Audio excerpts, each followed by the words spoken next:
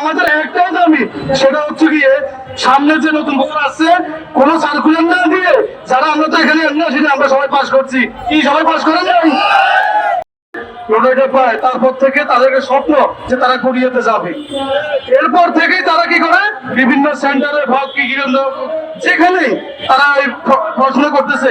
আর EPS এই যে একটা করবেন ওটার মধ্যে কোরিয়ান ভাষাটা ওটা কিন্তু কোনো আমাদের বাংলা ভাষা না, আরবি ভাষা না, ইংলিশ না, এটা এমন এক ভাষা যেটা পড়তে হলে মানুষের শরীরে অবশ্যই জ্বর চলে আসে।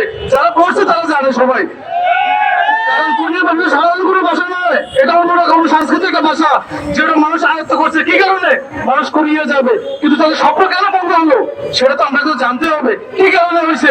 বিগত দিনে বিগত আমলে সবাই গেছে, একটা লোক বাদ পড়ে নাই, তাহলে এখন কেন বাদ পড়েছে সেটা আমরা জানতে চাই। এটা একটা সুযোগ, এটা একটাই কারণ যে আগত বিগত দিনে সার্কুলার দিত 2 বার। কি ঠিক নাকি? যখন আগের গুলো চলে যাইতো পরের গুলোকে আবার নতুন সার্কুলার দিয়ে পরের গুলো আবার যাইতো, বছর দিত 2 বার। কিন্তু এখন এটা করে নাই, ওনারা করছে কি আপনার বছরে 10-12 বার সার্কুলার দেয়। সার্কুলার দেওয়ার কারণে একটা বাণিজ্য হয়, এই কারণে মানুষ নিবে কত সর্বোচ্চ 2000, কিন্তু আপনি ওনারা এই সার্কুলার করতে করতে বাণিজ্যের মাধ্যমে করতে করতে মানুষ হয়ে গেছে 20,000। এখন মানুষ নিবে 2000 আর বাকি 18,000 কি করবে সেটা আপনারা বলেন।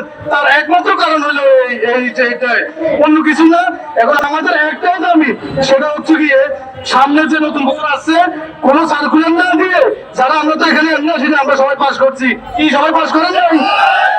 আমার কিছু পরীক্ষা একটা তো আমরা পরীক্ষা দিয়েছি, তারপর দ্বিতীয় কোনো পরীক্ষা নাই, আর কোনো নতুন সার্কুলার নাই। আমাদের এখান থেকে যারা পাস করছে তাদেরকে আমরা নতুন অনুষ্ঠানে নিব, এবং বিগত আমার কোনো কিছু হবে না, ওনারা যাবে, এটাই শেষ কথা। কি সবাই বলেন? কোনো অনুষ্ঠান নাই, সবাই প্রয়োজন। আর সবাই আমরা তো এরা সবাই পাস করছে, এরা তো ফেল করে নাই, এরা পাস করে কেন যেতে পারবে না?